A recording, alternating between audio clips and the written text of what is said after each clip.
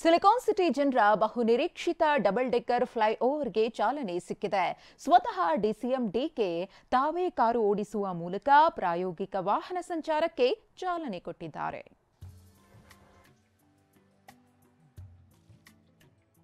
ಸದ್ಯ ನಾನು ಈಗ ಡಬಲ್ ಡೆಕ್ಕರ್ ಫ್ಲೈಓವರ್ನ ಮೇಲಿದ್ದೀನಿ. ತಮಗೆ ದೃಶ್ಯಗಳಲ್ಲಿ ತೋರಿಸ್ತಾ ಇದ್ದೀನಿ ಎಷ್ಟು ಮಟ್ಟಿಗೆ ಅದ್ಭುತವಾದಂಥ ಒಂದು ದೃಶ್ಯ ಅಂತ ಹೇಳಿದ್ರೆ,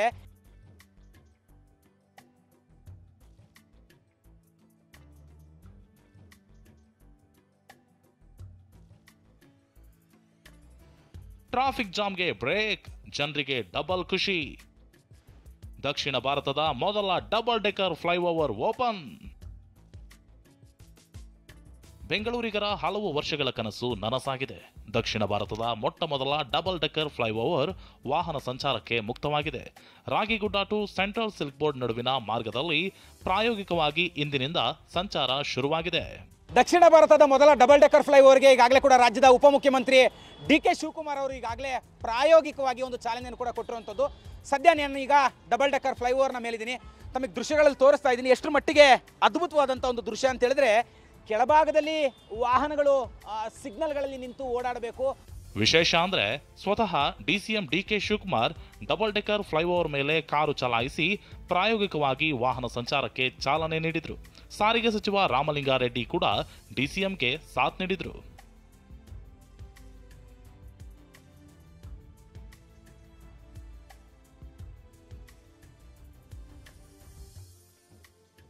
ಸುಮಾರು 449 ಕೋಟಿ ಹಣ ಖರ್ಚು ಮಾಡಿ ರಾಗಿಗುಡ್ಡ ಮೆಟ್ರೋ ನಿಲ್ದಾಣದಿಂದ ಸೆಂಟ್ರಲ್ ಸಿಲ್ಕ್ ಬೋರ್ಡ್ ಜಂಕ್ಷನ್ ತನಕ ಡಬಲ್ ಡೆಕ್ಕರ್ ಫ್ಲೈಓವರ್ ನಿರ್ಮಾಣ ಮಾಡಲಾಗಿದೆ.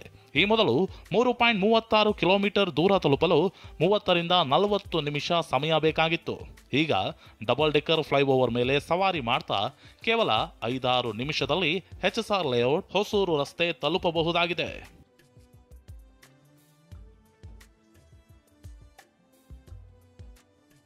ಈ ಒಂದು ಡಬಲ್ ಡೆಕ್ಕರ್ ಫ್ಲೈಓವರ್ ಅನ್ನು ಇವತ್ತು ನಾವು ಮಾಡಿದ್ದೇವೆ.